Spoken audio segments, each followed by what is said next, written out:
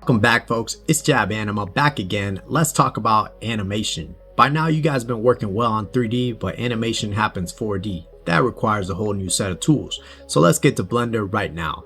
First thing we want to do working with animation is to use our Simplify. We can go to Render tab, go to Simplify, and here we can set a kind of limit that says this is the most subdivisions I want in this scene, and that's going to greatly improve the speed of the viewport when it's playing back. So let's get a cube, do a simple animation, and every time we want to create a keyframe, we hit I.